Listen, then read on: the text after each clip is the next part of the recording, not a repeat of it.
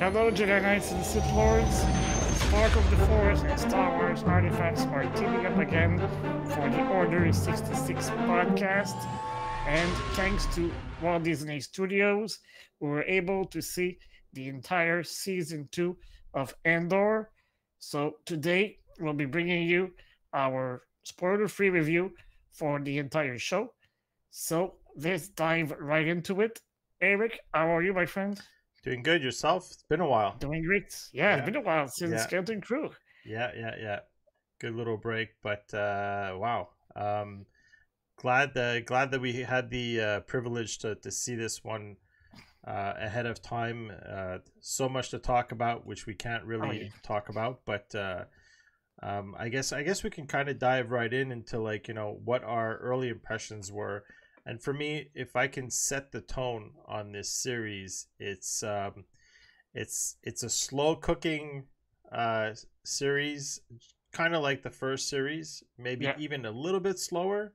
Mm-hmm. But all I can say is let it cook, and you'll be happy with the Yeah. result. It will grow on you. Yeah, and my best comparison is like it's any almost any Christopher Nolan film, where it feels a little bit long at times, but Mm-hmm. there's a reason why everything is there, and it's just all about developing. And you got 12 episodes, so there's no rush, uh, Yeah, for and sure. it's well worth the wait. And maybe we can remind the viewers that uh, each week we're gonna get 3 episodes, and those 3 episodes correspond to a year in the life of Cassian Andor. Yeah, So, and they make it clear, like every week we're gonna see 1 year later. yeah, Eh, yeah. Yeah. So, And they I make it. think they pulled it off really well, where uh, from where they close a story arc after every third episode, and start a new one.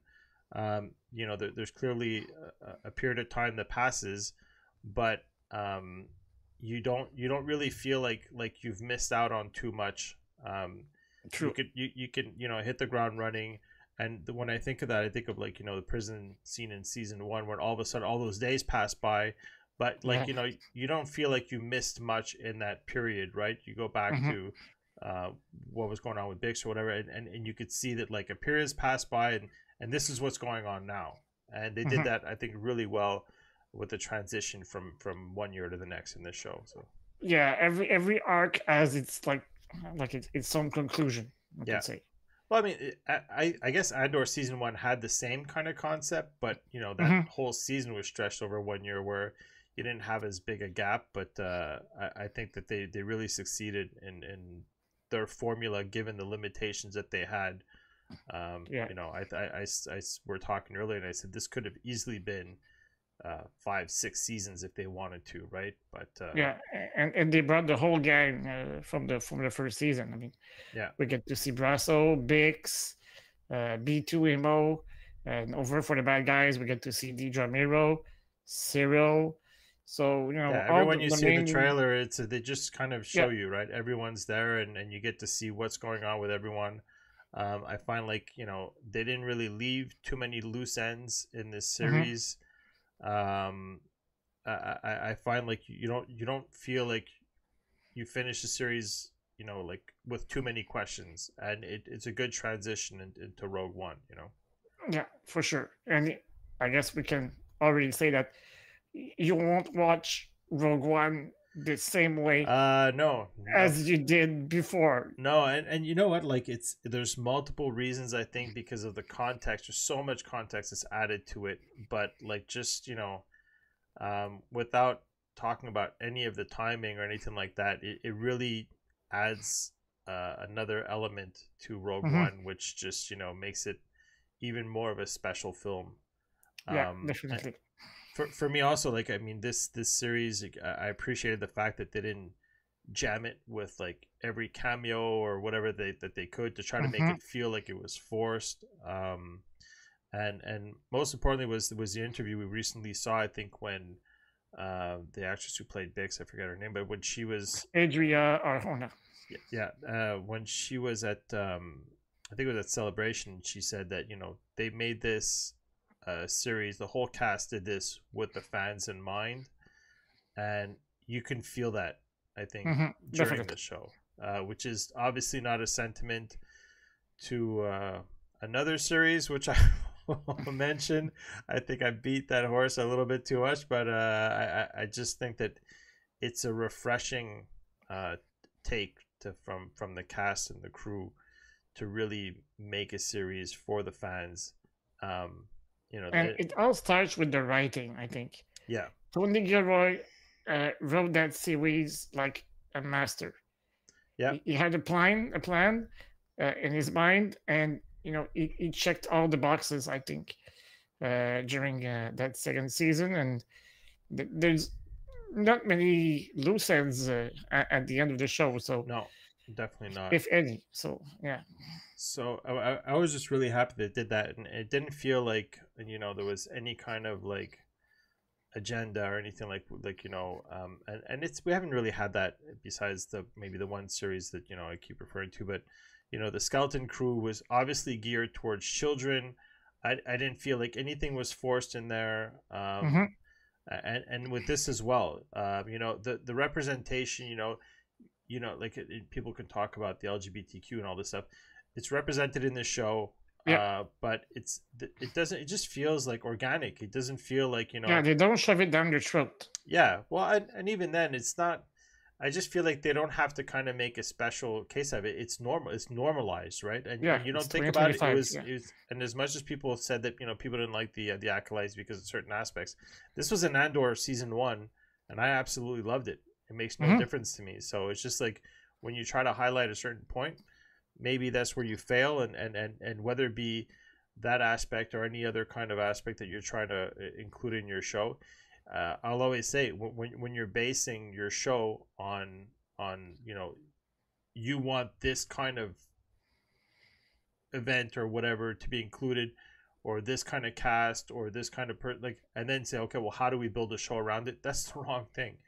Yeah. And you can definitely feel like this is all about the story, this is about the fans in mind, and everything else just plays in organically. Like I said, just feels natural, and just makes it a great show in my opinion. So Yeah, and the way the series was shot, it you see that there was a huge budget, but it was used in the right way.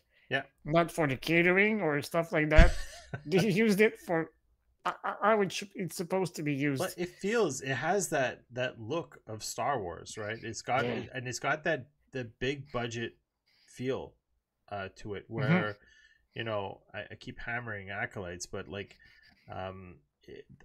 acolytes just felt like it was like a CW special, like not a special, but like it felt like their budget version of the Flash and all that kind of Hmm. stuff, where you could see they didn't really invest, but with that budget, I mean, they should have done more.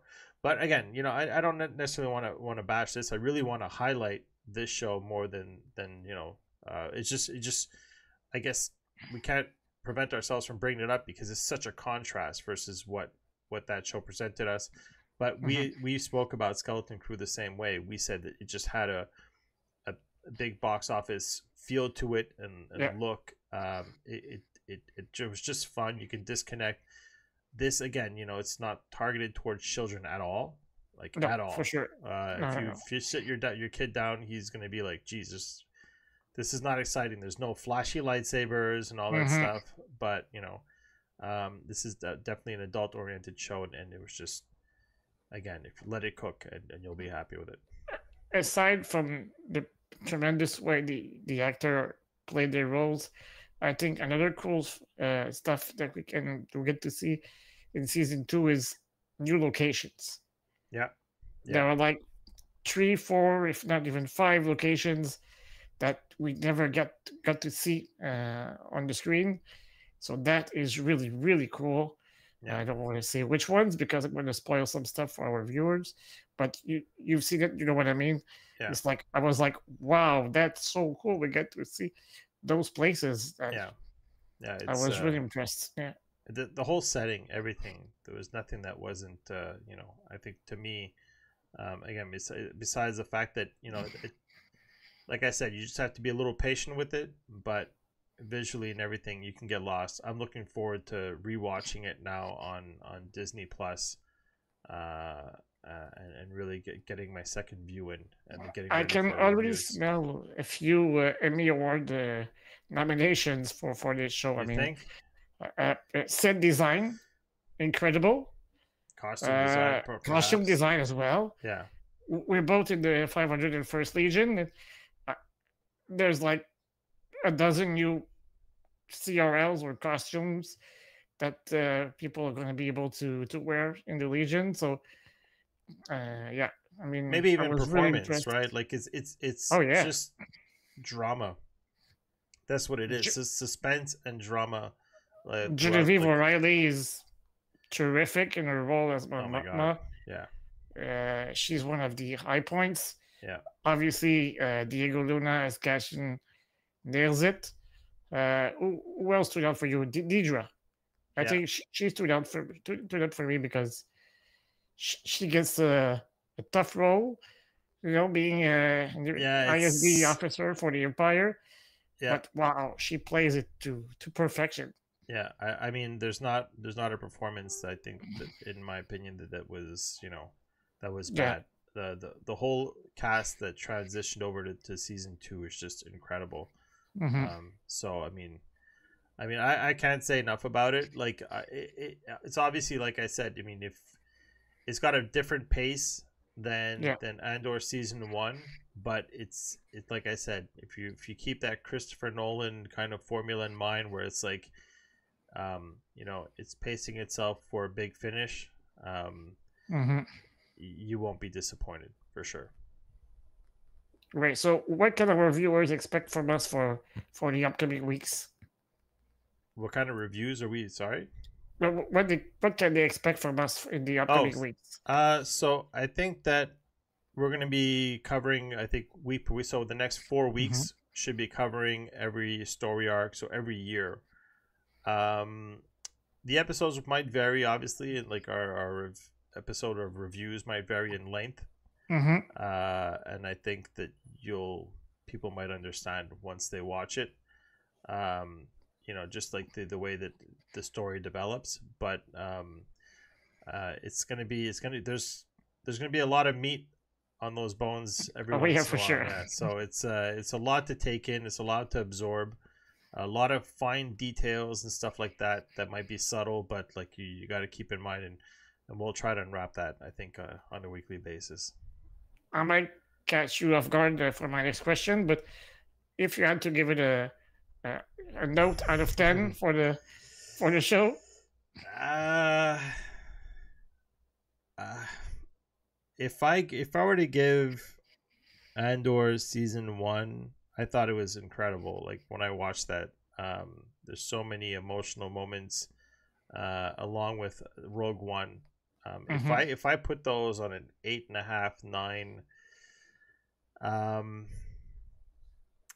it's tough. I don't know what to say, because honestly, like I mean, it's on par with those, but I feel like it was a little bit different. yeah, And I think that as a whole, the Andor story arc, so the season 1, season 2, and Rogue One, it's probably like a 9.5 for me in terms of Star Wars.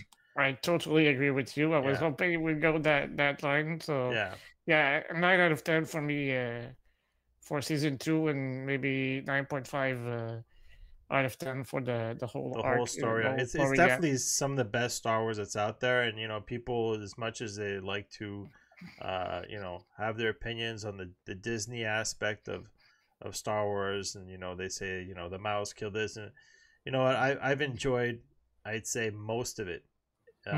So I mean, again, people know my opinion about the Acolytes, but as far as the everything else, the films, I mean, Solo, I really like that film.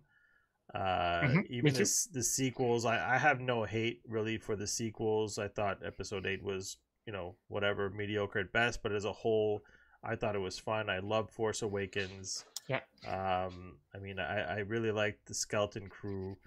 I like Mandalorian.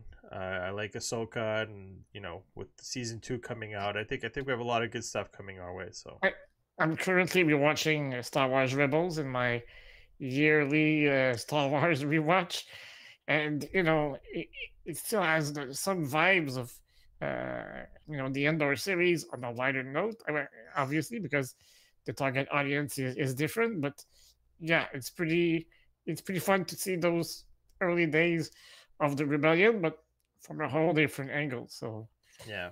yeah, So pretty fun. what we can probably touch on, depending on the lengths, also of our reviews upcoming, could maybe incorporate some of our celebration reactions as well. So Yeah, why talk about not? some of those announcements. Like I said, Mm-hmm. people understand what we're talking about when saying, from one week to the next it could vary, but Mm-hmm. we'll keep a couple minutes and then talk about some of the announcements as well. All right. So I guess that's it for now, guys. We'll hope you'll enjoy the second season of Endor as much as we did. Leave us your first impressions in our comment section. And until then, may the force be with you always.